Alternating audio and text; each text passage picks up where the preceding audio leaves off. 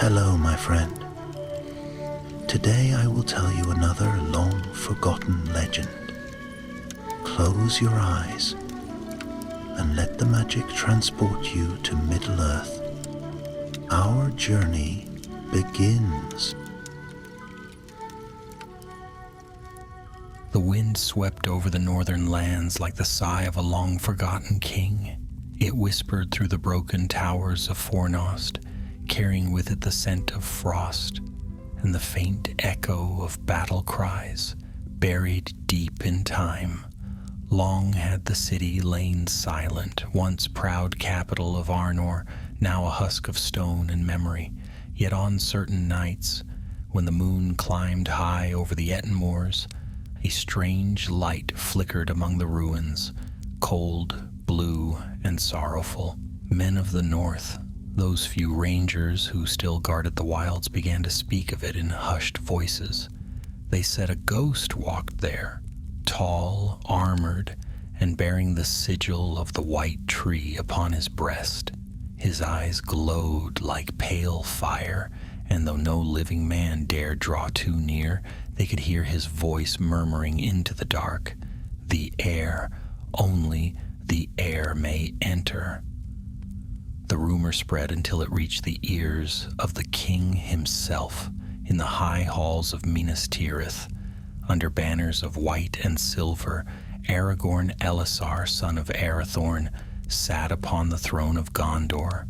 The peace of the Fourth Age was young, and though his reign had brought prosperity, the north, his ancient homeland, still lay mostly empty and wild. So when word came from his northern kin of a spirit crying out for the heir of Isildur, Aragorn felt a chill unlike any other. One evening, as the sun bled red behind the white mountains, he stood upon the balcony beside Queen Arwen. The wind from the sea carried the scent of salt and rain. She looked at him with calm, knowing eyes. "You have heard the summons," she said softly, "and already your heart rides north." Aragorn smiled faintly, though the weight of kingship shadowed his face. "It seems that the dead of Arnor remember what the living have forgotten. Perhaps one still keeps watch for a promise left unfulfilled." Arwen laid her hand upon his arm.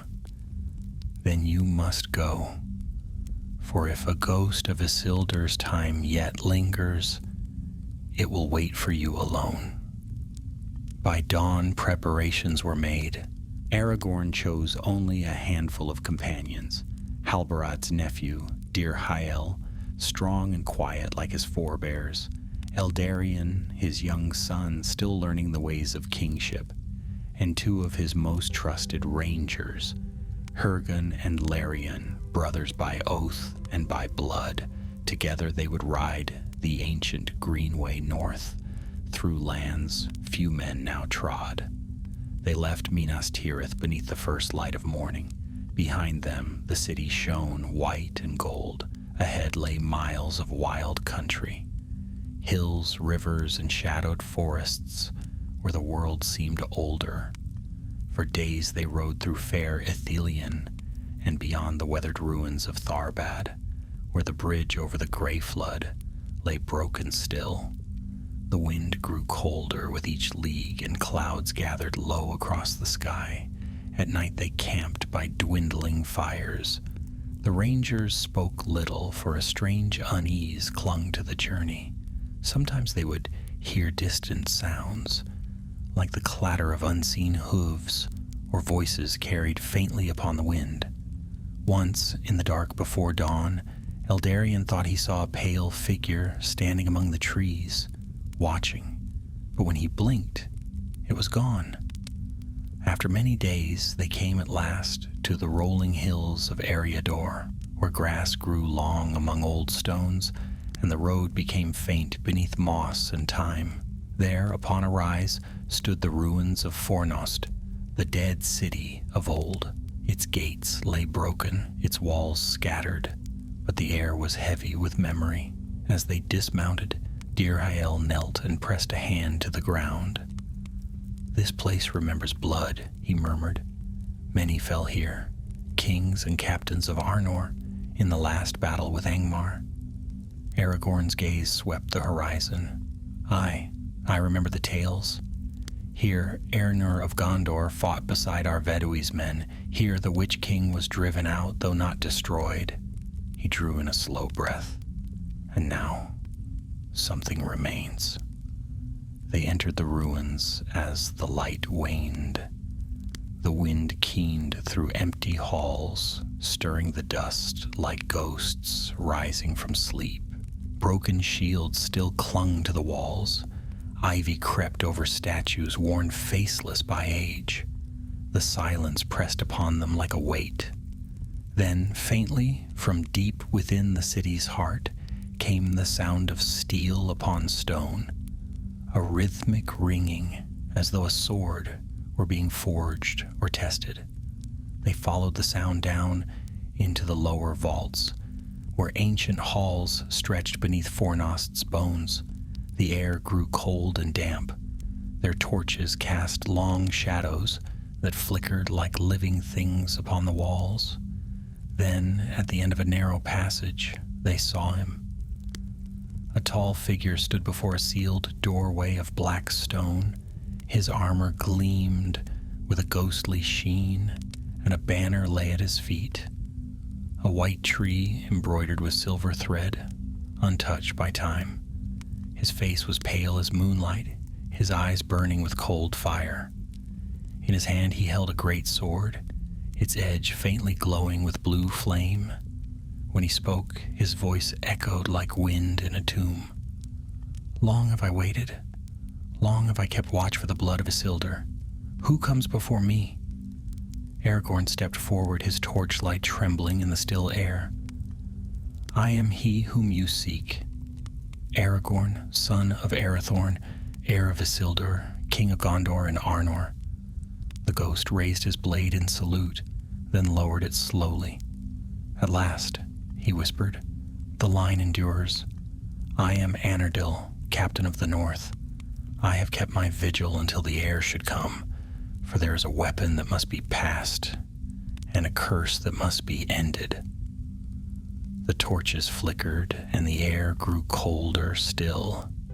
Somewhere deep in the stone beneath them, a low, hollow sound rumbled, like the awakening of something that had slept too long. Aragorn's hand tightened upon the hilt of Andúril, the flame of the west. "What weapon?" he asked, "and what curse binds you still?" The ghost's eyes burned brighter. "The weapon of Isildur himself," he said, "and the curse, his failure, both lie within this crypt. Will you face them, King of Men?" Aragorn met his gaze without fear. "I will," he said, and the door of black stone began to open. The black stone door groaned as it opened, its hinges weeping dust like the breath of ages. A chill swept outward, dimming the torches until only thin threads of flame remained. The air inside the crypt smelled of iron and old earth, and beneath it lingered something older still, a whisper of power, deep and sorrowful, like a song that had never reached its end. Aragorn entered first. Andúril gleamed faintly, casting reflections across walls carved with scenes of kings long dead. Behind him came Dirhael and Eldarion, their faces pale but steady, followed by Hurgon and Larion, their hands upon their sword hilts. Anardil's ghost drifted ahead of them, the light from his form bathing the stone in a pale, shifting glow. They descended a flight of worn steps, the sound of their boots echoing down the hall. The further they went, the stronger the sense of presence became, as though unseen eyes watched from the very rock around them. The carvings on the walls told the tale of Arnur's fall, riders in desperate battle against dark legions, the white tree withering beneath shadow, Isildur standing beside the shards of a broken crown, At the bottom of the stair lay a great chamber, circular and vast, its ceiling supported by pillars shaped like ancient kings. In its center rested a dais of black stone, upon which stood a pedestal sealed beneath layers of dust. Upon that pedestal was engraved a name, long worn but still legible, Isildur. "This is where he hid it," Anardil said, his voice a mixture of pride and sorrow. "When the North Kingdom faltered and enemies pressed from every side, Isildur commanded me to guard what he forged in secret.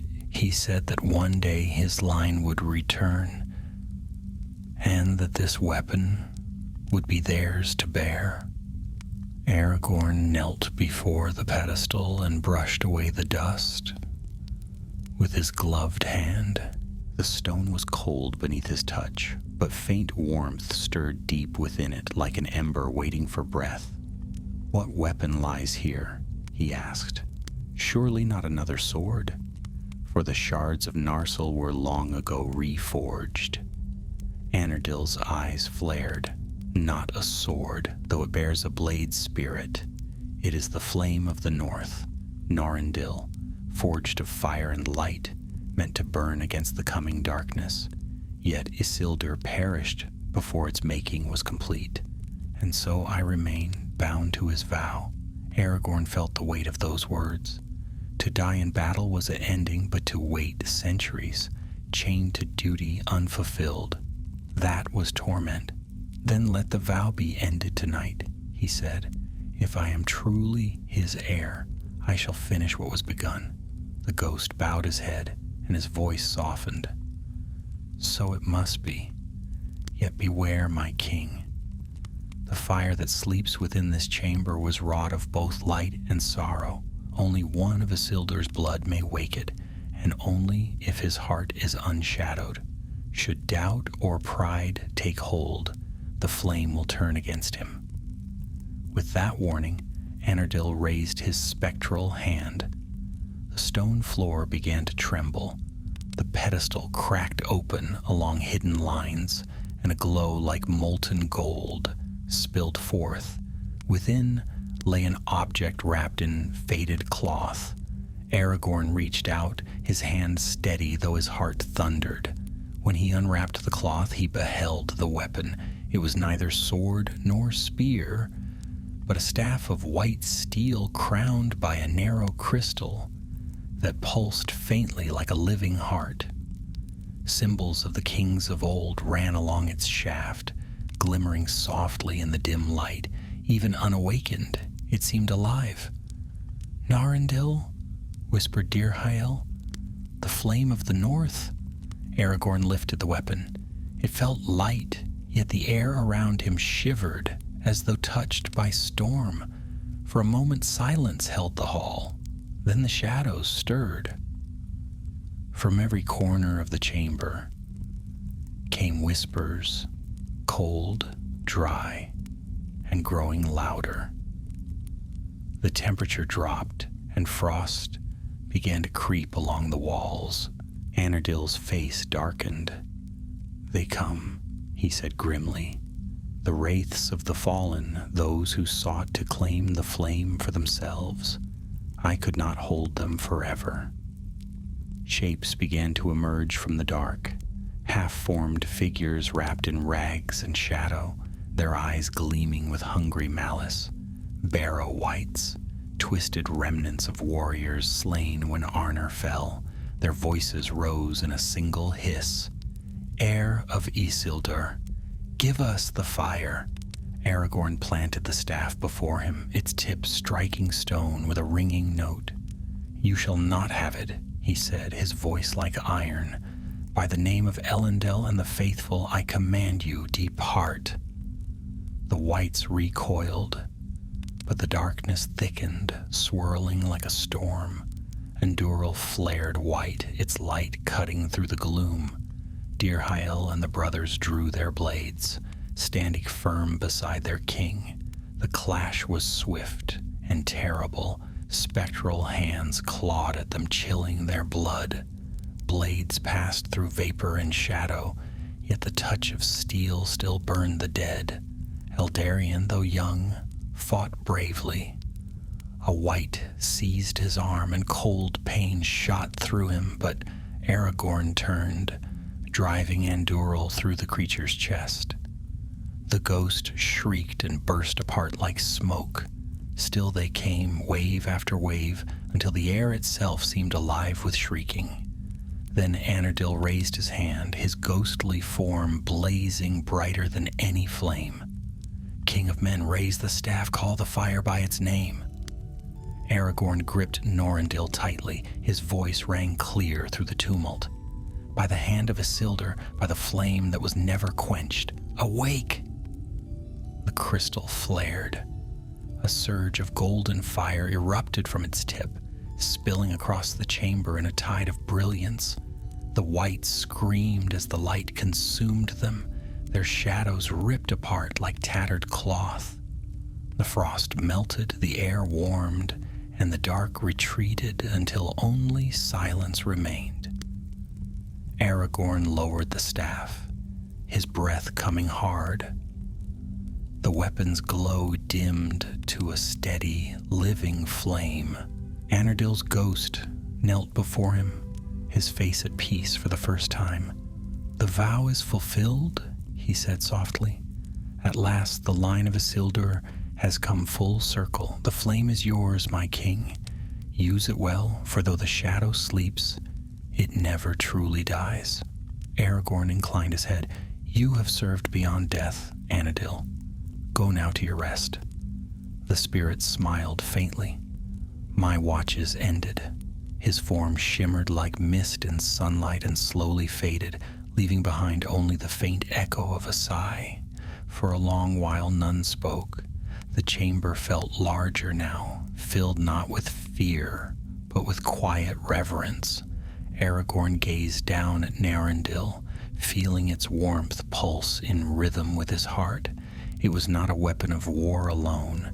It was a symbol of renewal, of the fire that endures when all else falls to shadow. At last he turned to his companions. "We will take it south," he said. "Its place is with the crown, in the keeping of the king, but it shall not be displayed or used lightly. Let it remain a hidden flame until the world has need once more." They departed the crypt as dawn's first light touched the ruins above. The mist lifted from Fornost's stones, revealing the green hills beyond. Birds sang among the crumbling towers, and the wind no longer whispered of death. Aragorn paused at the gates and looked back one last time. The air shimmered faintly over the crypt's entrance. Perhaps only a trick of the sun, or perhaps the last salute of a loyal captain who had waited too long. Then he turned his face southward. The road home was long, but the fire of the north now burned again, carried by the hand of the king who had earned both life and legend.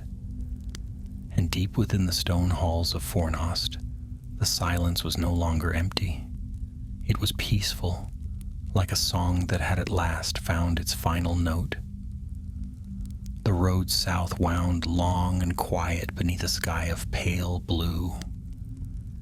The company rode at an unhurried pace, for the weight of what had passed in Fornost lay heavy on their hearts. Narendil was wrapped in dark cloth, bound to Aragorn's saddle, yet even so it glimmered faintly beneath the wrappings, as though its light could not be wholly veiled. For days they followed the greenway, crossing lonely hills where ruins of watchtowers stood like teeth against the horizon. The wind carried the scent of heather and rain. No traveler met them on the road, and save for the caw of distant ravens, the north was silent. At night they camped by old stones, kindling small fires that seemed pale beside the glow hidden within Aragorn's pack. The king spoke little, his eyes fixed on the dark line of the horizon, as though measuring each mile against memory. Eldarion watched him often, wondering what thoughts lay behind that quiet gaze.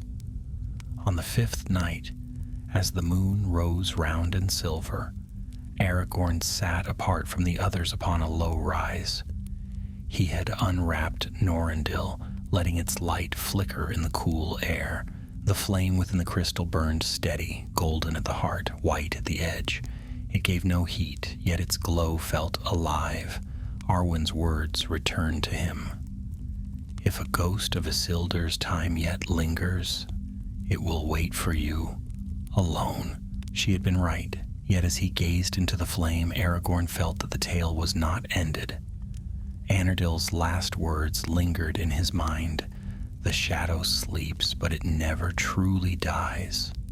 He turned as footsteps approached. It was Eldarion, his cloak drawn close against the chill. "Father," he said softly, "the others sleep. I could not." Aragorn smiled faintly. A king's son should sleep when he can. The world grants us few quiet nights. Eldarion knelt beside him, his eyes wide as he saw the staff's light. "It is beautiful," he murmured. "But I thought it was only a weapon. Why does it seem so alive?" Aragorn's gaze softened. "Because it was forged with both craft and will. Isildur sought to make not a tool of destruction, but a light that could withstand darkness. It is bound to the hope of his house, and to the burden as well." Eldarion frowned thoughtfully. "Then you will wield it, should evil rise again?" Aragorn hesitated. "Perhaps. Or perhaps it will pass to you one day, when your hand and heart are ready. But remember this, my son. Power given in trust is never a gift without cost. To hold the flame of the North is to carry the memory of every oath our line has sworn and broken." The boy bowed his head, awed and humbled. For a moment the two sat in silence, the light from the staff washing over their faces like dawn before dawn. Then the wind shifted. Aragorn stiffened, his hand going to Andúral's hilt. A strange cry echoed faintly across the moors, distant yet near, like the wail of something half living, half lost. The horses stamped nervously. Dirhael's voice rang from the camp. "My lord, something moves upon the hills." Aragorn rose swiftly, covering the staff once more. He strode down the slope as the rangers armed themselves. Far-off shapes flickered in the moonlight, small, swift, and many. At first he thought them wolves, but their movement was wrong. Then came a hiss, carried by the wind, harsh, guttural, and filled with malice. "Orcs," murmured Hirgon, drawing his bow. "I thought none lingered in these lands." "Few do," Aragorn said grimly, "but the North hides shadows still. They must have fled from the mountains and found scent of us." The company formed a circle about the fire, bows ready. The first of the creatures broke from the dark. Twisted figures, pale and scarred, their eyes glinting like wet stones. They charged with shrieks, blades flashing, arrows sang. 2 fell before reaching the firelight, but more surged behind them.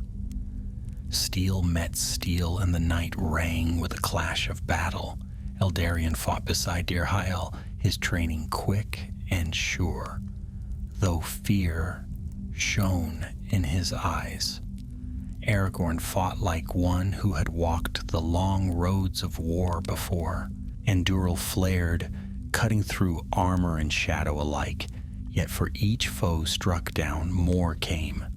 The tide pressed close. Then a cry rose among the orcs, not of rage, but fear. A glow burst through the dark, golden and fierce. Aragorn had drawn Norindil. Its light blazed outward, burning against the night like a rising sun. The orcs screamed, stumbling back, their eyes blinded. "Back to the pits you came from." Aragorn's voice thundered, echoing across the hills. "This is the flame of the North, and it shall not suffer your kind." The light grew brighter still, searing the shadows from the ground. The orcs broke and fled, vanishing into the wild with cries of terror. Silence fell once more, save for the crackle of the fire and the soft whinnying of frightened horses. When at last all was still, the company stood breathing hard, the light of Norandil fading to a steady gleam once more. No blood stained the grass. The enemy had fled too quickly for pursuit. Dirheil sheathed his blade. That weapon, my king. Its power is unlike any I have seen. Aragorn nodded, wrapping it again. Its light drives away corruption, yet it draws attention as well. We must be wary. The world stirs, even now. They returned to rest, though few found sleep. Eldarion lay awake long after the fires died, replaying the sight of his father standing in the storm of gold. To him it seemed the stuff of legends, yet beneath the awe there lingered unease. For the next days they rode swiftly, seeking safer ground. Clouds gathered low and gray, and rain began to fall in sheets, turning the road to mud. Yet the king pressed on, tireless. By the time they reached the old bridge of Tharbad, half sunken in the river's flood, their cloaks were heavy and their spirits weary. They made camp upon a rise above the floodplain, setting their fire within the lee of an ancient wall. That night, as rain drummed upon their tents, Aragorn dreamed. He stood once more within the crypt of Fornost. Anardil stood before him, his form fading, yet his eyes blazed bright. The flame is yours, but beware, it is not only light that wakes when Norandil burns. Shadows remember the fire that once defied them. Then the dream changed. A great mountain loomed, crowned with storm. Beneath it something vast stirred, an echo of fire, yet not of the same kind. A darkness with hunger, ancient as the world's making. Aragorn awoke with a start. The fire had burned low, the rain had ceased, and mist lay thick about the camp. For a long moment he listened, but no sound broke the silence save the steady breath of sleeping men. Yet his heart beat hard, and the warning clung to him like cold iron. He rose, stepping beyond the ring of light. The mist swirled around him, pale and silent. Then faintly he heard it, a whisper in the fog. Elisar.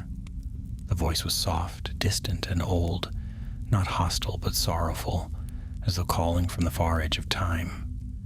He turned, scanning the dark, but saw nothing. The mist thickened, shapes shifting within it like shadows on water. Then the voice came again, closer now. Elisar, the flame burns and the north remembers, but beware the hand that would claim it anew. A gust of wind tore through the fog and the sound was gone. Aragorn stood still, every sense alert, but the night yielded nothing. Only when dawn broke pale upon the river did he return to the camp, silent and troubled. The north was not finished with him yet, and in the heart of Norandil, the flame pulsed once, faint and warning, like the heartbeat of something that waited to be tested again. When dawn crept over the lands of Eriador, it came pale and uncertain, casting long fingers of mist over the river. The company rose quietly, their faces wan beneath the gray light. The storm had passed, yet a deeper unease lingered among them, like the echo of a whisper none could forget. Aragorn's eyes were distant as he looked toward the northern hills, where the mists still clung. Eldarion watched his father with growing worry. Aragorn had spoken little since waking, and though his bearing remained steady, something in his gaze seemed older, wearier. Norandil hung at his side beneath the folds of his cloak. The crystal veiled, but faint gleams of gold slipped through, pulsing like a heartbeat. They broke camp without delay. The greenway wound southward beside the river, and by midday the land began to soften, rolling meadows giving way to wooded glades. Birds returned to the air, singing as though unaware of what shadows stirred in men's hearts. Yet even amid such quiet beauty, Aragorn felt the land listening. In the afternoon they came upon a ruin half hidden in ivy, a small watchtower from the days of Arnor. Only the lower walls remained, but upon one stone, Aragorn's keen eyes caught the mark of 7 stars carved faintly into the surface. He halted, touching it with his hand. "This place once guarded the borders of the North Kingdom," he said. "Few of these stones yet stand."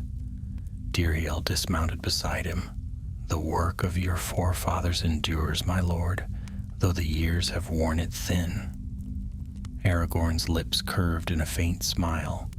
"Aye, yet stone remembers what men forget. Perhaps that is why I feel them still watching."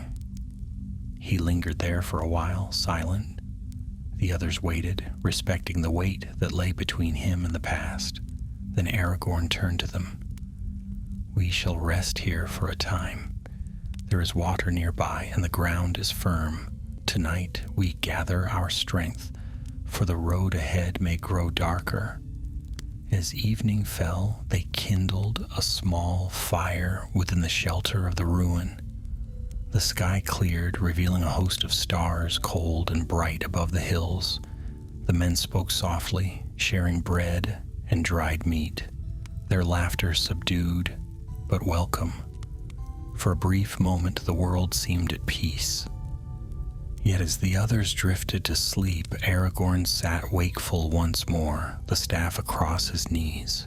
Norindil's flame glimmered faintly, reflecting in his eyes. He thought again of the voice in the fog, the warning that had spoken his name. He had known many spirits in his time, the dead who kept their oaths beneath the mountain, the restless shadows of the ancient world. But this voice had been neither enemy nor ally. It had spoken as though bound to the same destiny he bore, sorrowing for what might come. He did not realize that Eldarion was watching from the edge of the firelight. The boy approached quietly and sat beside him. "You dream still of the ghost?" he asked softly. Aragorn turned to him, the faintest smile touching his face. "A king's sleep is rarely free of ghosts, my son." "Then tell me of them," Eldarion said. "Perhaps I will dream of them too." Aragorn studied his son for a moment, then nodded. "Very well. There was a time, long before you were born, when the kings of Arnor ruled from Innuminus, beside the waters of Lake Evendim. They were wise and proud, but pride can be a dangerous gift. When the kingdom divided, Arnor, Cardolan, and Rudor, the strength of the north was broken. The enemy came, as he always does, when men forget unity." Eldarion listened intently, eyes wide in the fire's glow. Aragorn continued, his voice low and steady, carrying the weight of memory. "Anardil, the ghost we met, was one of Isildur's captains. He fought beside the last kings of Arnor, guarding the borders until Angmar's darkness swept over them. When all was lost, he swore to protect Isildur's final work, Narendil. But Isildur never returned from the Gladden fields, and Anardil's oath chained his spirit to the stone. He waited through long centuries for one of his king's blood to free him. That was his doom." Eldarion shivered slightly. "And now he is free?" "Aye," Aragorn said softly, "but such freedom is bought dearly. Remember that when you carry the burdens of your house. Duty does not end with death. It echoes as the mountains echo thunder."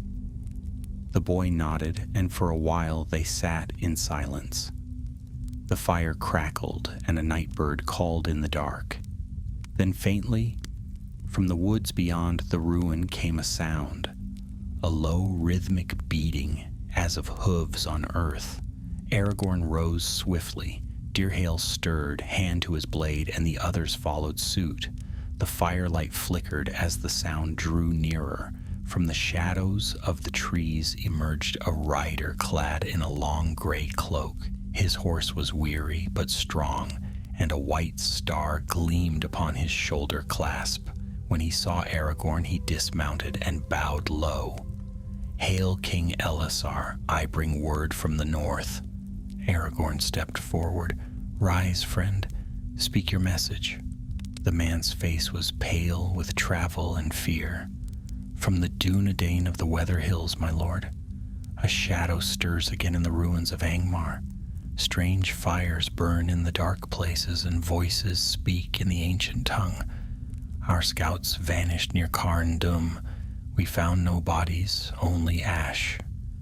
A hush fell over the camp. Even the night seemed to hold its breath. Aragorn's eyes darkened. "Angmar," he said slowly. "So the wound festers still." The messenger nodded. "We dared not go further, but the wind carries whispers of a master returning, or perhaps a servant risen from old chains." For a long time Aragorn said nothing. Then he turned to his men. "We ride at dawn. The flame of the north was not found by chance. It was woken because darkness stirs again." Eldarion felt his heart quicken. "Then we go north once more?" "Yes," Aragorn said, his voice quiet yet unyielding.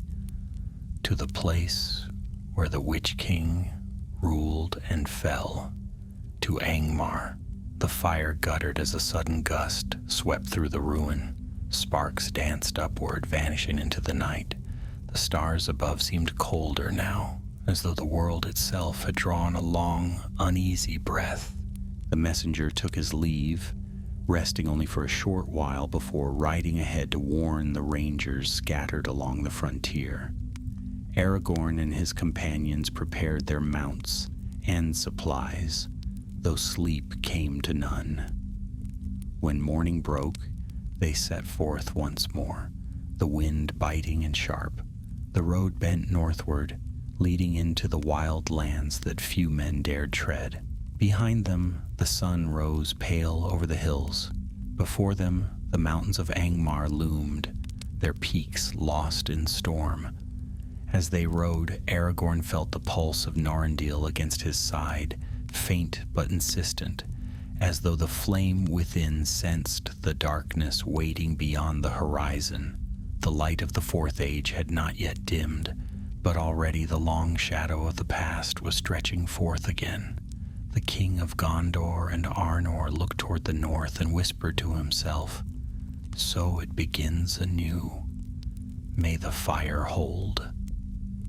And far ahead, unseen in the folds of the mountains, something stirred, watching, waiting, remembering the line of Isildur and the fire that once defied the night. The company rode beneath lowering skies, the air growing colder as the land turned stony and bare. The north had always been a realm of ghosts and winds, where old wars had left their bones unburied. Now it seemed as though those bones were stirring once more. To the east, the dark line of the mountains of Angmar loomed, their peaks veiled in storm. Aragorn led the way, his cloak drawn close against the bitter wind. At his side rode Deerhale, ever watchful, and Eldarion behind them, silent and steady. The brothers Hurgon and Larion guarded the rear, scanning the desolate plains where shadows moved like smoke. The days grew long and grim, and even the horses lowered their heads, weary of the cold. They passed the broken towers of the old watch forts, relics of the wars between Arnor and Angmar. The stones were blackened, their battlements torn down by centuries of frost and ruin. No bird nested there, and no sound but the wind filled the empty places. On the fourth evening, as they neared the foothills, they found the remnants of a ranger outpost. The watchfire had burned out long ago, and the bodies of men lay half buried in snow, their weapons scattered. Aragorn knelt beside one fallen Dunedain, turning the lifeless face toward the pale light. "Not long dead," he murmured. "A few days only." Dirhael crouched beside him. "There are no wounds, my lord. See, their swords are drawn, yet unbloodied." "Aye," Aragorn said softly. "They did not fall by steel. Something else took them." Eldarion swallowed hard, looking away. The others searched the camp, but found nothing save strange marks in the earth. Not of claws, nor boots, but long grooves, as though made by dragging something heavy. They buried the dead beneath a cairn of stone and set a simple token, the 7 stars of Elendil, atop it. Then they pressed onward, though the weight of unseen eyes seemed to follow their every step. By the time twilight came, they reached a narrow pass where jagged rocks rose on either side, casting deep shadows. The wind funneled through like a living thing, carrying faint echoes, whispers that might have been words. "Stay close," Aragorn said, his hand on Anduril's hilt. "We ride through the bones of Angmar now. No sound you hear is without meaning." As they entered the pass, the light faded quickly. Mist crept in from the mountains, twisting around their horses' legs. The air grew heavy, and even the torches seemed to burn dull and low. Then, faintly, from somewhere ahead, came a rhythmic pulse. A dull, slow beat, like a drum buried deep in the earth. Eldarion's horse shied, but his father's calm voice steadied him. "Hold fast. Fear is their first weapon." They rode on, the sound growing louder, though no path led toward it. The walls of the pass closed in until they rode single file. Then, without warning, the mist thickened and shapes began to form within it. Tall and dark, the outlines of men armored in shadow. Dirhael raised his sword, but Aragorn lifted a hand. "Stay your blade. These are not of flesh." The figures drifted closer, their faces pale as moonlight beneath spectral helms. Their eyes glowed faintly, and one spoke in a voice like the grinding of stone. "Turn back, heir of Isildur. This land is cursed. The king of Angmar sleeps not." Aragorn straightened in the saddle. "Then I go to wake him," he said, his tone iron. "If shadow stirs in the north, it shall find me waiting." The wraith inclined its head slightly. "Then your doom is sealed." It raised an ethereal blade, but before the stroke could fall, Aragorn drew Norindil. The staff flared with a fierce golden light that pierced the mist like dawn. The shadows recoiled with cries of pain, their forms scattering into the wind. The mountain trembled. A sound rose. Not the wraith's cries, but a deeper roar, echoing from within the earth. Stones tumbled from the cliffs, and the ground shook beneath the horses' hooves. "Ride!" Aragorn shouted. They spurred their mounts forward, racing through the collapsing pass. Behind them, fissures split the ground, and firelight flickered in the cracks. A breath of heat swept up, not of living flame, but of something buried, stirring. When at last they burst free of the pass, they reined in upon a high ridge. Below them stretched the valley of Carn Dûm, the heart of Angmar, black and broken beneath the shadow of the mountains. Ruined towers jutted from the earth like teeth. Between them lay deep trenches filled with fog, glowing faintly red beneath. No bird flew there, and no sound broke the silence, save the slow, steady pulse that beat from the ground. Eldarion stared in awe and dread. "Is this where the Witch King fell?" Aragorn nodded, his eyes grim. "Aye, and where his malice lingers. Here, the North Kingdom bled its last, and here perhaps its fire shall be tested once more." They made camp upon the ridge, though none slept. Strange lights moved through the valley below. Faint at first, then brighter, as if torches were being kindled in hidden hands. Dirhael kept watch beside his king, and together they saw figures moving in the dark, too many to count. Orcs, or worse, Dirhael murmured. Worse, Aragorn said. Something commands them. The shadow of the Witch King's will. He stood, unwrapping Norindil. The crystal glowed softly, answering to his thought. A warmth spread through the air, driving back the chill. Tomorrow, he said, we go down into that valley. There we shall learn who dares to wake what should have been left in darkness. That night the wind shifted, and from far below came a voice, low, mocking, ancient. Elisar, heir of the faithless king, you bring the flame that once defied me. Bring it nearer and see if it burns brighter than before. The firelight wavered.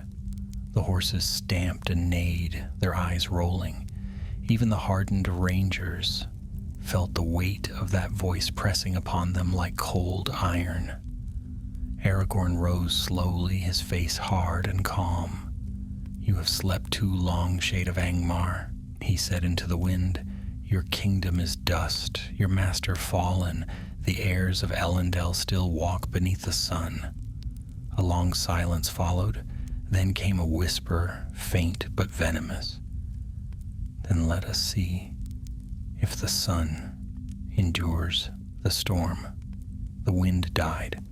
The valley fell silent once more, but the red glow pulsed brighter from the chasms, as though something deep beneath the earth had begun to wake. Eldarion shivered, clutching his cloak. His father's hand came to rest on his shoulder, steady, unyielding. Be brave, my son, Aragorn said quietly. We stand upon the edge of old evil, but no shadow lasts forever. Even here the light has not forgotten its way. He looked down into the valley where Angmar's ruins brooded, and his eyes burned with resolve. Tomorrow they would descend into that cursed heart. Tomorrow the flame of the north would meet the darkness of the past. And though the world was hushed and waiting, a storm was gathering unseen above the mountains. One that would test not only the strength of a king, but the very endurance of the light that Isildur's blood still carried. The gray light of dawn fell thin across the ridge, casting long shadows over the desolation of Carn Dûm. No birds sang. The very air seemed to hesitate, heavy with the breath of things long dead. Below, the valley was still and dark, save for the slow pulse of red that rose and faded within the mists like the beating of a buried heart. Aragorn stood at the edge of the cliff, the wind stirring his cloak. The flame of the north hung from his belt, wrapped and dim, but its warmth pulsed faintly against his side, alive to the danger that waited below. His eyes were steady, though weariness and memory shadowed them. We go down, he said at last, before the sun reaches its height. Eldarion stepped forward, his hand upon the hilt of his sword. Then let us go together, father. Whatever waits, I will not turn away. Aragorn laid a hand upon his son's shoulder. You are of the house of Elendil, and I would not keep you from your destiny. But remember this, Eldarion. Courage is not to rush into darkness, but to walk within it, knowing fear and mastering it. The company descended the winding path that led down from the ridge. The ground was treacherous, broken by fissures and scattered stones. As they moved deeper into the valley, a strange stillness gathered around them. Not the silence of peace, but the breathless pause before storm. The ruins of Carn Dûm loomed ahead, vast and black. Towers lay half buried, their peaks jagged against the clouds. Great gates of iron hung twisted and broken and upon them the marks of old fire were still visible, scorched deep into the metal. Deerhail dismounted first, testing the ground. "The soil is warm," he said, frowning, as though the fire beneath never died. Aragorn knelt, touching the earth. A faint tremor ran beneath his palm. "Something stirs here, some power buried since the Witch King's fall." He rose and looked upon the ruins. "Stay close. Speak not unless need demands it." They passed through the shattered gates and entered the shadow of the fortress. The walls rose high on either side, pitted with age and battle. Faded banners clung to the stone, their colors lost to centuries. The air smelled of dust and iron, but beneath it lay another scent, something sharp and acrid like the breath of ash long cooled. Eldarian's voice was low. "It feels alive." Aragorn nodded. "Evil seldom dies. It sleeps, waiting for the unwary to rouse it." They came at last to the great hall, roofless and vast. There, upon a dais of black marble, stood a throne of carved stone, cracked down the middle. Around it lay the remnants of armor and bones of men who had perished in the last battle, kings and captains, friends and foes, together in ruin. But as the company entered, the air changed. A whisper rose, faint at first, then stronger, circling them like wind through a hollow tomb. The bones stirred. From the corners of the hall, faint lights flickered, feet blue and cold, gathering form. Deerhail raised his sword. "They rise again!" Aragorn drew Norindil. The staff burst into flame, golden and fierce, casting back the shadows. The light swept over the hall, and the shapes shrank from it with cries of pain. Yet one did not flee. Upon the broken throne, a darker form began to take shape. Tall, robed in black, a crown of twisted iron upon its brow. The air thickened, heavy with dread. The figure's voice came low and hollow, echoing through the hall. "So the line of Isildur returns to the seat of his enemy. The king who would heal the world dares tread the ashes of Angmar." Aragorn's face hardened. "I have come to end what began here. You are no king, only a remnant, a shadow, bound to ruin." The wraith laughed, and the sound was like iron scraping stone. "I am what remains of the Witch King's will. His spirit is scattered, yet his wrath lingers, and I am its vessel. You carry the flame that broke his power, yet that same fire will feed my strength." The ground trembled. Cracks split the marble floor, and from them rose red light, pulsing with the same rhythm that had haunted the valley. The wraith's form grew taller, its shadow stretching across the walls. "Behold," it hissed, "the blood of Isildur returns to feed the curse he left behind." Aragorn lifted Norindil high. "By the hand of Elendil, by the light that was kindled in Númenor before its fall, I cast you back into shadow." The staff blazed, filling the hall with golden fire. The wraith recoiled, but its laughter did not cease. "Light and fire cannot banish me. You carry within you the same pride that doomed your fathers. Burn, heir of Isildur, and learn that the fire you wield consumes all." Flames burst from the cracks, swirling around them like living serpents. Eldarion cried out as one coiled toward him, but Aragorn turned, driving the light of Norindil against it. The flame shattered, leaving the boy unharmed but pale. Deerhail and the others formed a circle, blades drawn, fighting off the shadows that leapt from the walls. Each time they struck, the darkness seemed to heal, reforming thicker and more furious. Aragorn pressed forward toward the dais, each step heavy with heat and ash. "You cannot hold this place," he said. "The age of shadow is ended." The wraith's eyes flared like twin coals. "Then take it, Elisar. Take what your forefather left unfinished. The light of Norandil flared brighter, searing through the mist, and in that moment Aragorn saw, beneath the wraith's shroud, a hollow helm, empty save for darkness, and within that void a flicker of red fire that pulsed in rhythm with the earth itself. He understood then. The power of the Witch King had not perished. It had sunk into the stone, bound to the land by blood and hate. And now, as his own blood, Isildur's blood, stood before it, that power sought to awaken anew. The wraith raised its arms, and the hall quaked.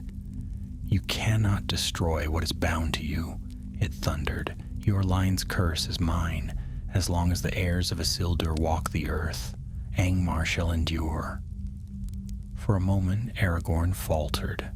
The fire's heat licked at his strength, and the whisper of the shadow crept into his mind.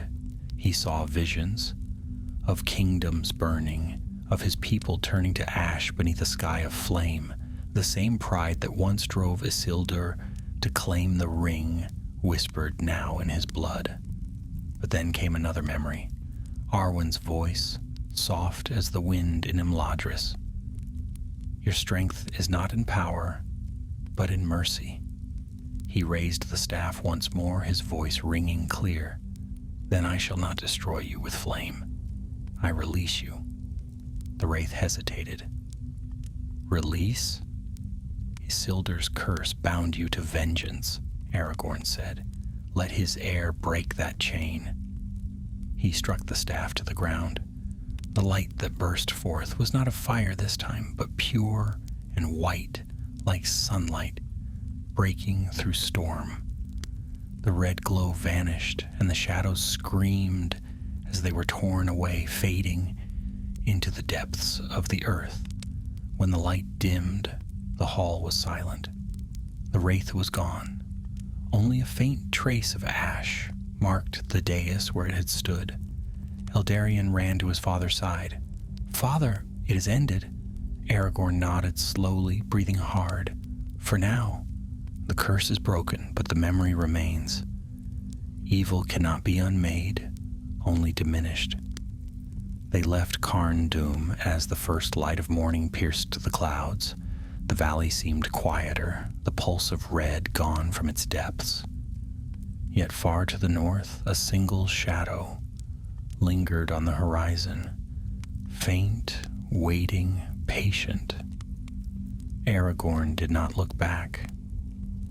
Come, he said, the fire of the north burns still, and there is yet hope for the world.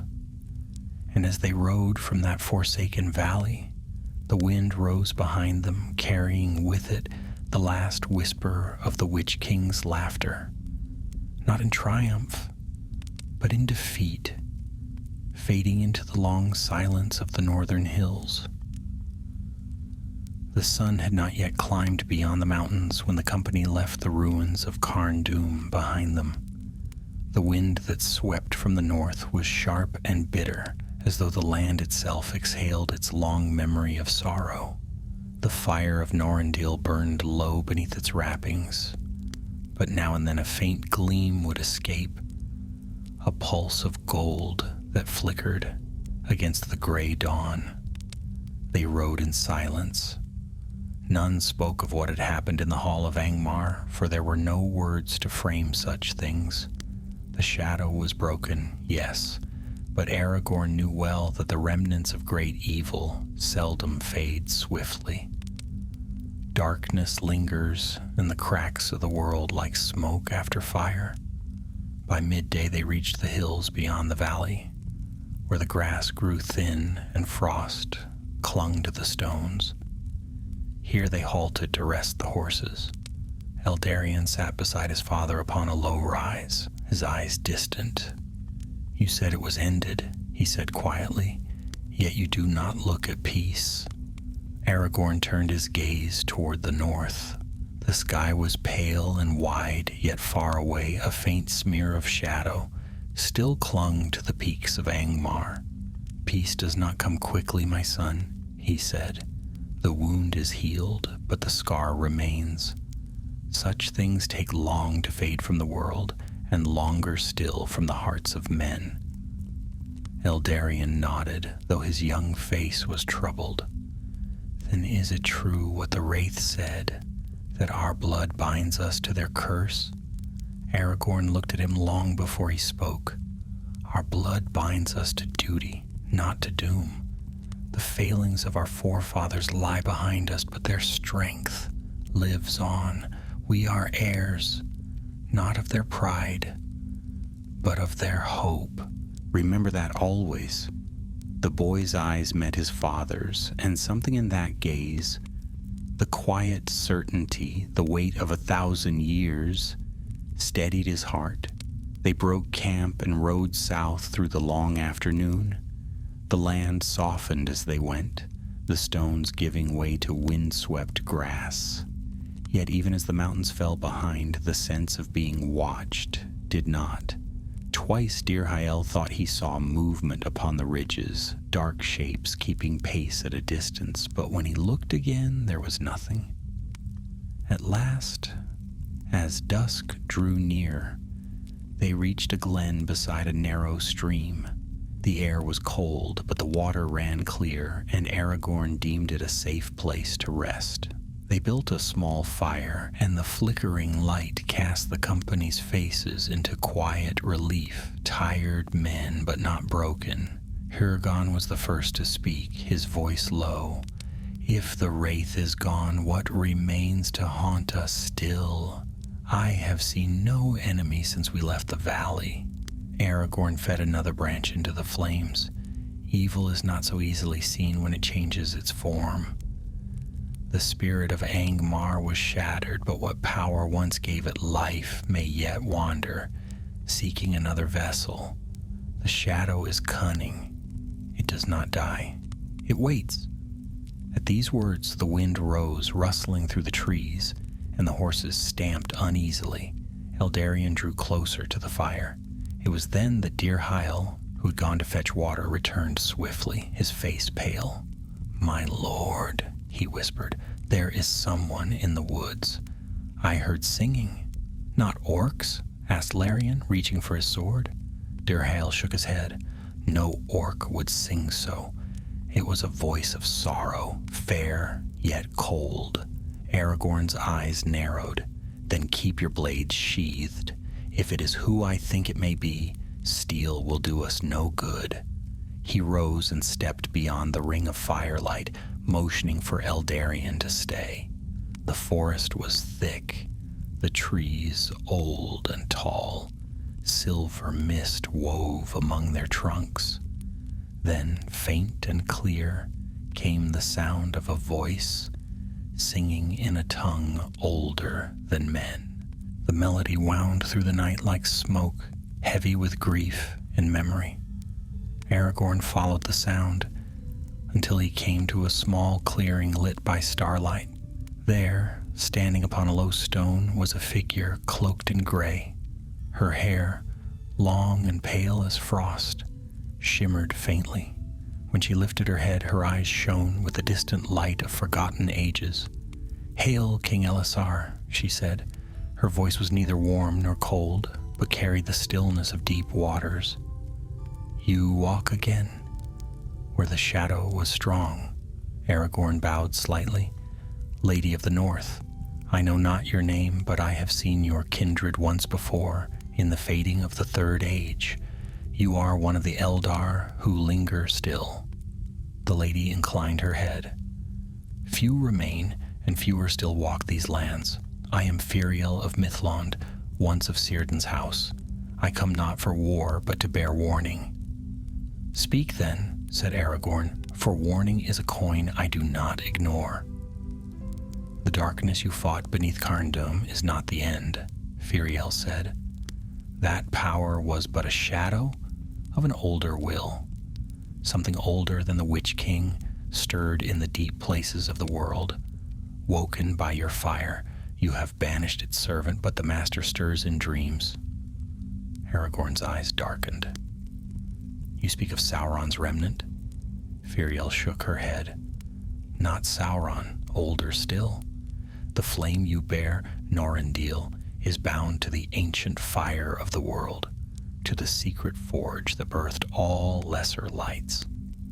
When you woke it, you called to more than you knew. The earth remembers that fire, and so does the dark beneath it. Aragorn was silent a moment. The breeze stirred the hem of his cloak.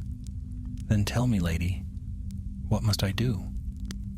Carry it south, she said simply. Bring the flame beyond the mountains, back to the White City. There it must rest in the Hall of the Kings, until the age turns. Guard it well, for hands both fair and foul may seek it. Her voice softened. And when at last you pass beyond the circles of the world, let your heir remember, the flame was never meant for war alone, but for renewal. To wield it in wrath is to wake the old fires again. Aragorn bowed his head. Your counsel is wise. I thank you, Lady Firiel. The elven woman smiled faintly, a gesture tinged with sorrow. Then farewell, Elisar Telcontar. The years of men are brief, but your light burns bright among them. May it not be dimmed too soon. She turned, and as swiftly as mist upon the wind, she was gone. Only the faint scent of rain and the memory of her song remained. Aragorn stood long beneath the stars, his thoughts heavy. When he returned to camp, the others were waiting. Eldarion rose quickly. Father, what did you see? An old friend of the world, Aragorn said softly, and a warning. We ride south at first light. Our task is not done. The fire burned low. One by one, the company lay down to rest. Though sleep was thin and uneasy, Aragorn sat wakeful, staring into the embers. Norendil rested beside him, its light hidden but alive. He thought of the long road ahead, the leagues of wild land between them and the White City, the unseen eyes that watched, and the dark will that even now might be turning in its sleep. At last he murmured, "So it begins again, the long watch of men." The wind sighed through the grass in answer, and somewhere far away beyond mountain and sea, a single star burned bright over the darkened world. At dawn, the company broke camp. The pale sun rose over the northern hills, lighting the land with a weak, silvery gleam. Frost sparkled upon the grass, and the air was still and thin, carrying the scent of snow from the mountains behind them. They turned their faces south, where the horizon stretched wide and distant, leading toward the green lands of Eriador and beyond to Gondor. Yet for all the light before them, none rode easy. The shadow of the night's meeting lingered in Aragorn's heart. Firiel's warning echoed through his thoughts like a bell that would not still. The flame was never meant for war alone, but for renewal. To wield it in wrath is to wake the old fires again. He pondered those words as they rode, the soft thud of hooves upon the frozen earth marking the slow passage of the morning. Eldarion rode beside him, his cloak drawn tight against the wind. "You are silent, father," he said. "Did the lady's words trouble you?" Aragorn's eyes remained on the road ahead. "They did not trouble me, but they reminded me. Every gift in this world carries its peril. Norendil is a flame of hope, but if we forget its purpose, it may become a fire of ruin. Remember that, my son. Even light must be guarded." Eldarion nodded solemnly, and the two rode on without further speech. By midday, the hills began to flatten, and the wild grasses bent low under the breath of the wind. In the far distance, they saw the dark line of forest, the remnants of the ancient Ettenwood through which the greenway wound toward the south. As they neared its edge, Dirhael raised his hand. "My lord," he said, pointing, "there upon the ridge." Aragorn followed his gaze. At first he saw only the play of sunlight on stone, but then the shapes resolved. 5 riders, cloaked in gray, standing silent upon the crest of the hill. They bore no banners, but the light caught upon the hilts of long swords at their sides. Rangers, his own kin. Aragorn urged his horse forward, and the strangers descended the slope to meet him. Their leader dismounted, bowing low. "Hail, Elisar Tel Kontar," he said. "Word has come of your passage through the north. I am Arfenian, warden of the Weather Hills." "Well met, friend," said Aragorn, dismounting in turn. "You and your men are far from Aemonsul." Arfenion's expression darkened. "We keep watch upon the wild, my lord. But the wild has grown restless. Strange fires have been seen upon the moors at night, and travelers speak of voices in the fog. Some claim the dead walk again." Aragorn's jaw tightened. "A remnant of what was broken in Angmar, perhaps. Yet the dead are not our enemies, unless called by darker will. Have you found the source of these disturbances?" "Not yet," Arfenian said grimly, "but something stirs in the ruins east of Weathertop. The stones themselves hum with power. It is said that a light like molten gold burned there 2 nights past." Eldarion exchanged a glance with Dear Hale. Aragorn's hand moved unconsciously toward the wrappings at his belt, where Norindil rested. Arfenion saw the gesture. "You bear a new light, my lord," he said carefully, "and it seems the shadows answer to it." Aragorn nodded slowly. "Then we shall go to Amon Sul. If darkness seeks to rise there, we must know its purpose. Ride with us." By late afternoon they reached the slopes of Weathertop. The once proud watchtower lay broken still, its ring of stone black against the sky. Long ago fire had scarred its crown, the same fire that had burned there when the Witch King struck Frodo with the Morgul blade. Aragorn dismounted and climbed the final stretch on foot, the wind whipping about him, carrying the taste of rain. As they reached the summit, a strange stillness met them. The very air seemed thick with memory. The stones were cold and slick, but upon the central rock lay marks fresh and dark, like soot, though no fire had burned. Dirhael bent to touch the ground, then drew back quickly. "Warm," he said, "as if the fire sleeps beneath." Aragorn knelt. The warmth pulsed faintly beneath his fingers, steady and slow. "It is the same presence," he murmured, "the echo of Angmar's heart." He unwrapped Norindil. The golden light spilled forth, soft but pure. At once the warmth beneath the stones flared, and a low hum filled the air, a sound both musical and terrible, like the note of some vast unseen bell. "Stand back," Aragorn said. The others obeyed. He lifted the staff high. The flame within it brightened, answering something deep below the hill. A shimmer passed over the stones, and for an instant he saw beyond sight. The ruins of the tower whole again, banners flying, men shouting upon the battlements. The vision twisted, and the scene changed. The same tower, now ringed by black storm, the cry of Nazgul echoing across the dark. Aragorn staggered, gripping the staff hard. A voice spoke in his mind, distant yet near, like thunder from beyond the mountains. "The flame calls to flame. You wake what sleeps beneath the world." He clenched his jaw. "I will not be bound by the past.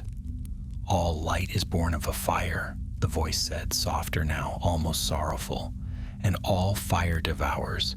You cannot keep it without cost." Then the vision was gone. The light of Norindil faded to a dim glow, and the air grew still once more. Aragorn stood alone at the hill's crown, breathing hard. Eldarion came to him.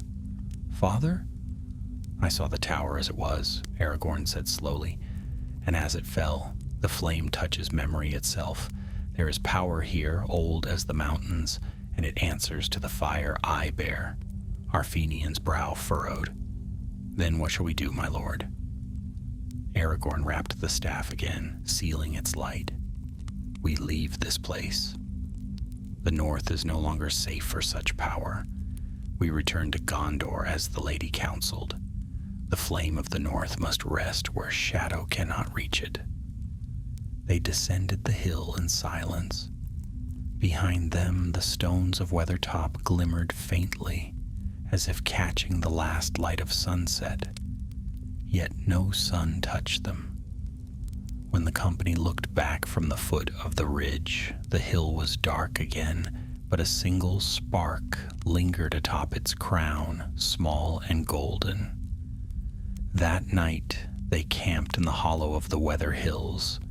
The wind was cold, but the stars shone clear. Eldarion sat long by the fire, turning his thoughts over the day's visions. When he at last spoke, his voice was quiet. Father, if the flame calls to other fires, then are we certain it will be safe in Gondor? Might it not draw danger to us? Aragorn looked at his son, the firelight deep in his eyes. Safety is not found in walls or towers, Eldarion. It lies in wisdom and in will. Gondor is strong, and its people remember what the world forgets. There, the flame may yet become what it was meant to be, a light for the living, not a weapon for war. Eldarion bowed his head. Then we shall guard it. Aragorn placed a hand on his shoulder. Aye, he said softly, guard it well. For though the night is deep, the dawn always waits beyond it. And far away, upon the black crown of Weathertop, the small spark flickered once, twice, and was gone. But deep beneath the earth, where no eye could see, something stirred in answer, a glow unseen, red as ember, faint as breath, waiting for the flame to return. The days that followed were long and shadowed. The company rode southward beneath gray skies, through lands where autumn had withered the leaves, and winter waited at the edge of every wind. The road wound through quiet hills and nameless ruins, places where once the Dunedain had built their watchtowers and where now only moss and silence kept vigil. Aragorn rode at the head, his cloak drawn close, Norindil secured within a leather wrapping across his saddle. The flame's warmth pulsed faintly through the cloth, steady as a heartbeat, though at times it flickered with unease, as if sensing eyes that none could see. The king spoke little. His thoughts lingered on Weathertop and the voice that had spoken to him there. All light is born of fire, and all fire devours. The words troubled him. He had known the peril of power all his life. He had seen what desire for dominion did to men, to kings, to friends. Yet this flame, this legacy of Isildur, seemed both a blessing and a burden he had not yet measured. On the third day they reached the ruins of Tharbad, where the broken bridge lay like the bones of some ancient beast across the river. Mist hung thick over the water, and the current ran dark and swift. They crossed at the shallows, the horses struggling against the chill, and camped upon the southern bank beneath the shelter of a crumbling arch. That night, the fire burned low. Dirhil and the brothers took the watch, while Aragorn sat apart, his back to a fallen stone carved with runes of forgotten kings. The air was still, save for the whisper of the river. Eldarion came to him quietly, carrying a small bundle of bread. "You have not eaten," the boy said. Aragorn smiled faintly. "I have eaten enough. Sit and keep me company." They sat together beneath the half-lit sky. The moon rose, a thin silver curve reflected in the water. For a time they were silent, then Eldarion spoke. Father, when the flame spoke to you, what did it say? Aragorn's eyes darkened. It said that light and fire are one, and that even light devours. The boy frowned. I do not understand. Nor did I, Aragorn said softly. But perhaps it means this: even good can burn if it grows too proud. Fire may warm or destroy depending on the hand that wields it. So too with men. The same courage that defies shadow can, if twisted by pride, become the very darkness it sought to resist. Eldarion was silent for a long while. Then he asked, Do you fear that you will fall as Isildur did? Aragorn looked at his son, and though his face was grave, there was gentleness in his voice. Every man fears that if he is wise, but fear is not defeat. Isildur's strength and folly both live in his heirs. It is for us to choose which we follow, and I have learned through long years that power is safest when it is shared, not kept. The fire cracked softly, casting their faces in gold and shadow. Eldarion studied the staff lying beside his father. Its wrappings stirred faintly in the breeze, and for an instant a narrow thread of light slipped through, glimmering like dawn through cloud. I think it trusts you, the boy said at last. Aragorn smiled faintly. Then may I prove worthy of that trust. The night passed in uneasy calm, yet as dawn crept upon the horizon, Dirhael roused the camp with a cry. Riders to the east! They rose swiftly, drawing weapons. In the dim morning light, a dark line of figures moved across the plain, perhaps 20, cloaked and silent, their banners tattered. Aragorn mounted, his hand upon Andril's hilt. They are not orcs, Dirhael said, peering through the mist.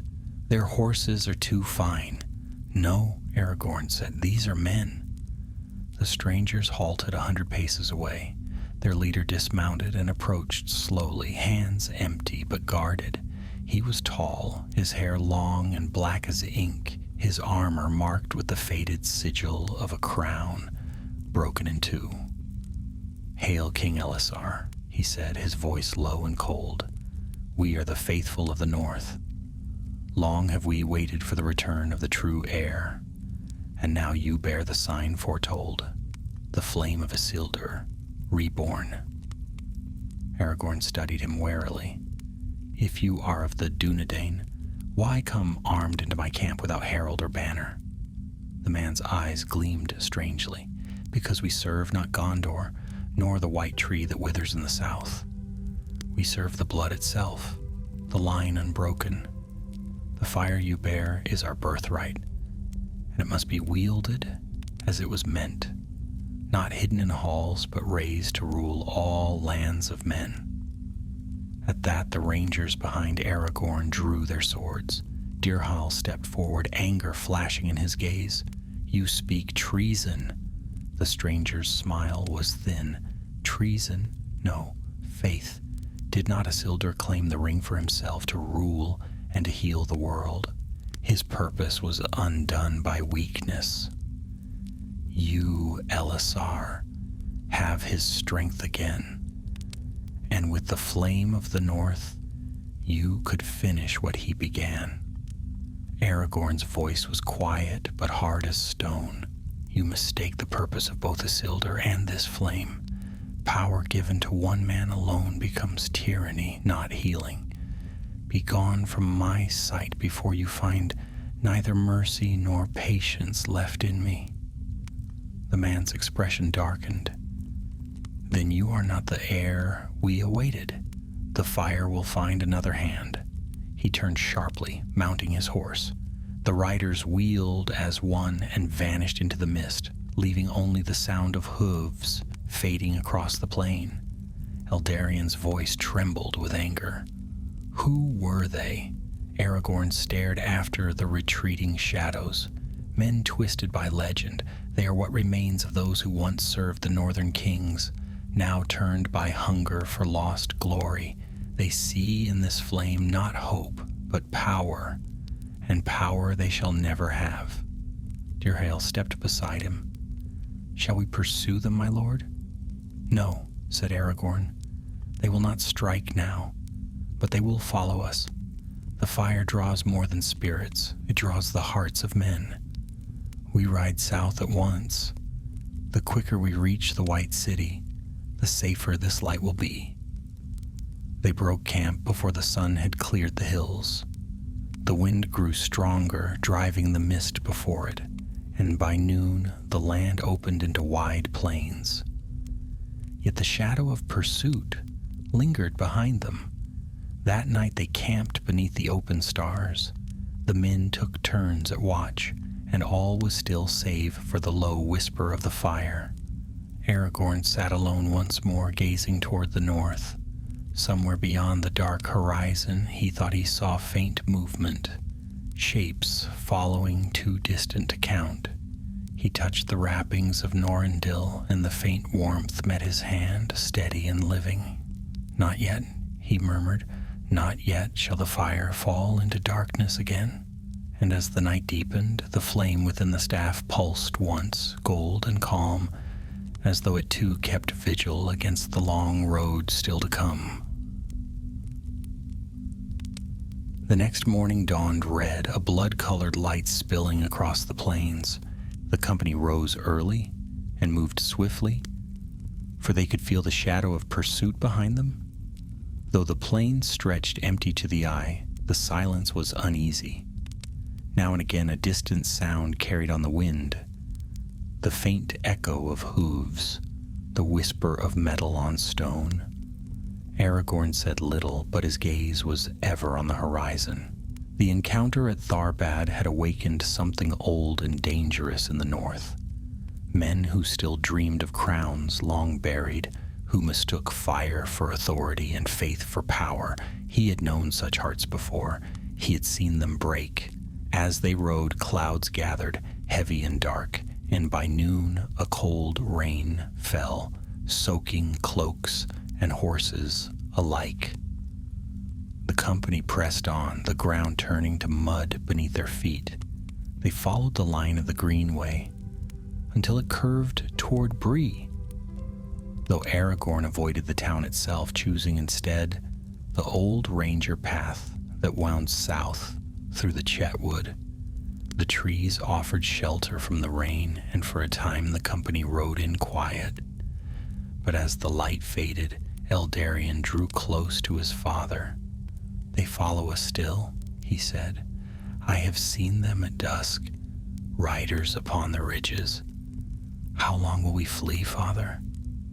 Aragorn shook his head. We do not flee. We guard what cannot fall into unworthy hands.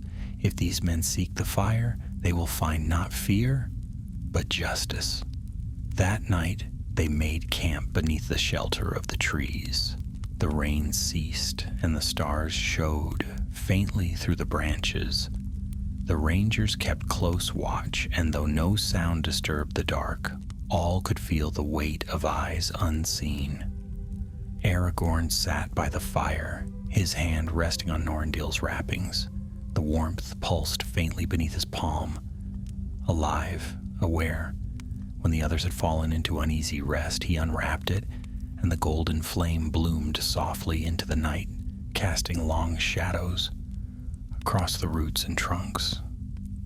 He gazed into its light, and memory stirred. He saw again the faces of those who had walked beside him through war and shadow, Gandalf's wisdom, Frodo's courage, Boromir's fall, Faramir's steadfast grace. He thought of Arwen and the promise she had given him, a light born of love that had carried him through all dark places. Then softly a voice spoke from behind him. It burns brighter tonight. Aragorn turned. Dirhael stood there, his face lined and grave. It senses danger, the king said. Dirhael nodded. So do I. The men who follow us grow bold. They will not wait much longer. I have seen their fires beyond the wood. Aragorn's gaze drifted to the dark trees. Then they shall have their answer soon enough. He rose, holding Norandil aloft. Let them come. They will see what this flame truly is. Before dawn the sound came, the distant thunder of many hooves. The company roused at once. The trees trembled as the riders approached, torches flaring through the mist. There were more than before, perhaps 40, armored and grim, their leader's voice carrying over the din. "Elisar," he cried, "son of Isildur, you cannot hide from your own blood. Yield the flame and take your place among the kings of old." Aragorn mounted swiftly, Andúril drawn. The blade caught the faint light and blazed white.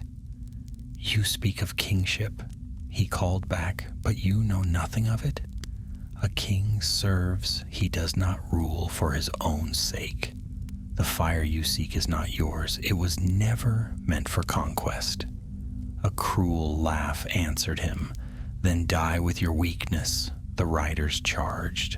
The forest erupted in thunder and steel. Aragorn's company met them in the clearing, their blades flashing in the half-light. Dirhael and the brothers struck first, cutting down those who rode ahead. Eldarion fought close to his father, swift and sure despite his youth. The air filled with the ring of swords and the cries of men and horses.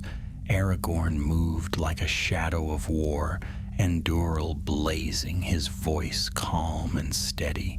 Yet for every foe struck down, another rose in his place. The enemy fought with desperate fury, driven by some dark purpose that burned hotter than fear. Then their leader came through the melee, his black armor shining with rain, his eyes burning with zeal. "The fire, Elisar," he shouted. "Give me the fire." Aragorn faced him. "You shall have only its judgment."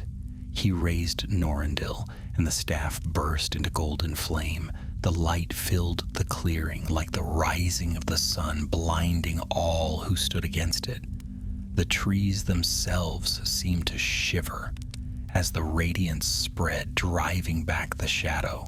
The dark riders faltered. Their leader cried out, shielding his eyes, but the light seared through his armor, burning away the false crown upon his helm. He fell to his knees, the gold reflected in his tears. "So bright," he gasped and was still. The others broke and fled into the trees, their courage shattered. Silence fell, broken only by the rain pattering upon the leaves. Eldarion dismounted, breathless. "It is over," he said.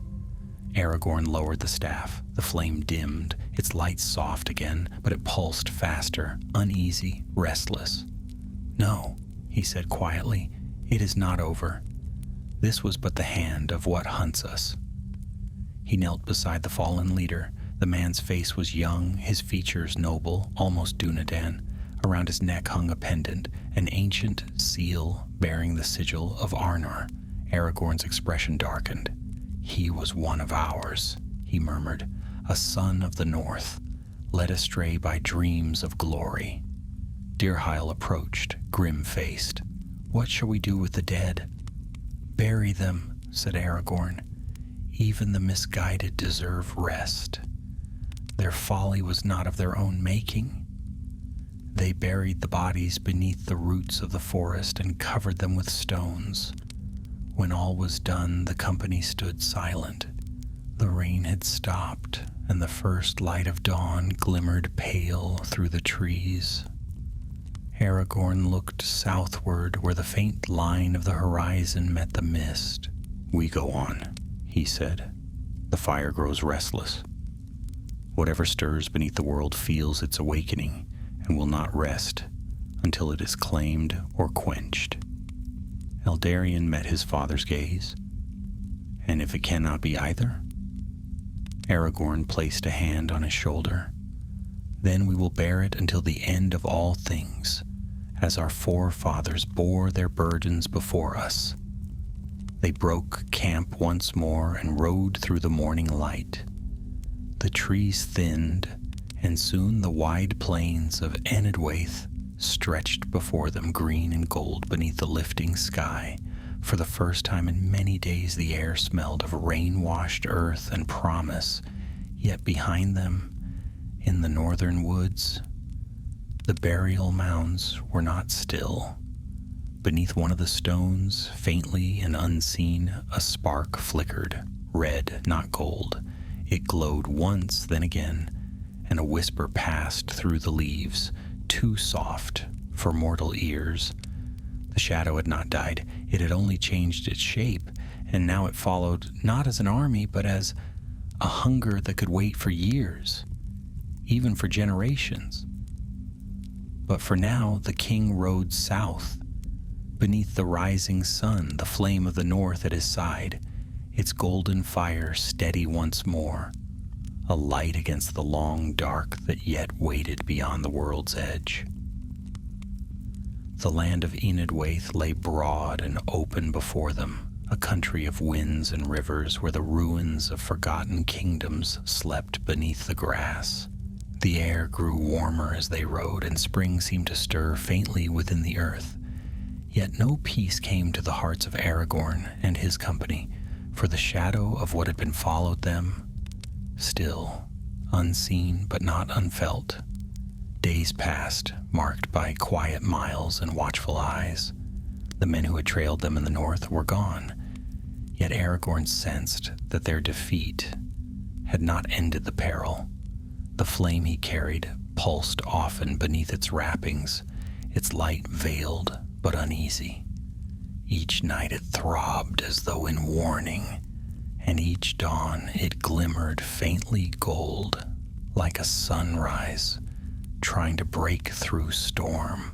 On the 5th morning they reached the river Isen. The waters were high with spring melt, swift and cold. They crossed at the ford where the Rohirrim once rode to war, the memory of those days still lingering in the stones. Beyond the river the land rose into soft hills, and on the horizon the first peaks of the White Mountains caught the light. There they camped, for their horses were weary. Dirhael and the brothers set a watch, while Eldarion gathered wood for the fire. Aragorn stood apart, his gaze fixed upon the distant peaks. It had been many years since he had seen them from this side, the northern face of the mountains that guarded Gondor's heart. Eldarion approached quietly. "We are close to home," he said, his voice carrying both relief and longing. Aragorn nodded. "Aye, but the journey's end is not yet peace. The closer we draw to the White City, the more keenly the world will feel this flame's presence. Even the stone of Minas Tirith may tremble before its fire." Eldarion hesitated. "Do you think the people will fear it?" "Some will," said Aragorn, "for such power carries the scent of the elder days, and men grow uneasy at what they do not understand. Yet we shall not hide it in fear. The fire was meant to protect, not to burn, and if its light blinds those who seek power, then perhaps that is mercy enough." They spoke no more, for the wind had changed. It came now from the south, warm yet heavy, as though carrying the breath of distant thunder. The company felt it too, and all eyes turned toward the horizon, where clouds were gathering, black and low, rolling out of the mountains. By nightfall, the storm had reached them. Lightning flared across the sky, and the rain came hard, driven by a wind that howled like the sea. They sought shelter beneath a rocky overhang, but the tempest seemed to find them even there.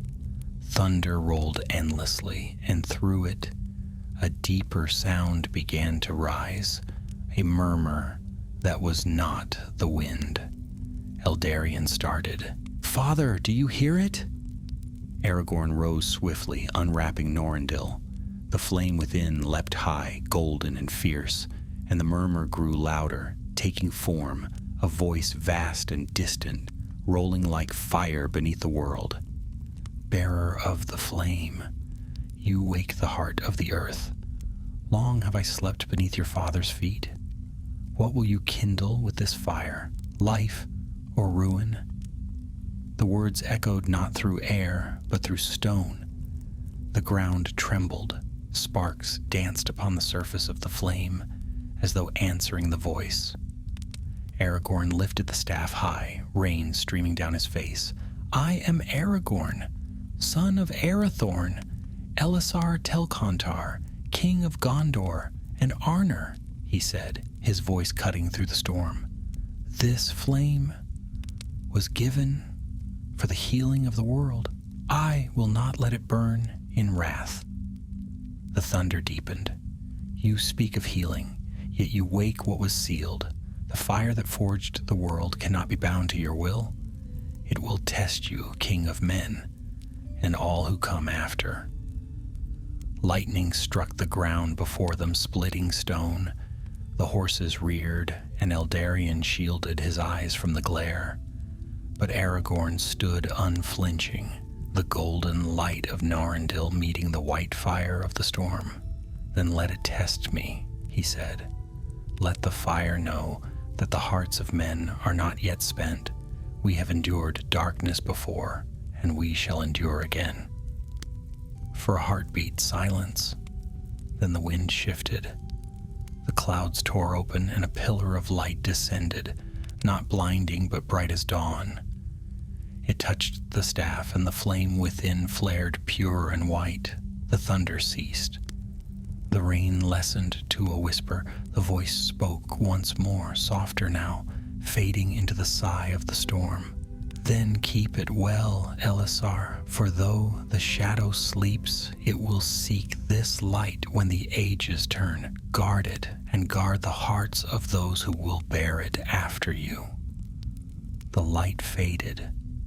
Narendil's glow dimmed to gold once more.